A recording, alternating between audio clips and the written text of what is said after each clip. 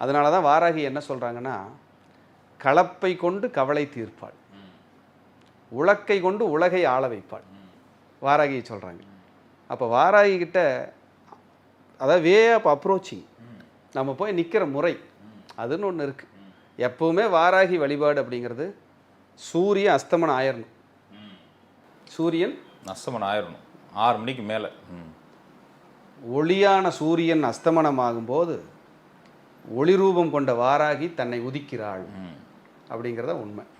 எந்த டைம் நம்ம கும்பிடுறோமோ அதே டைம் ஃபாலோ பண்ணணும்.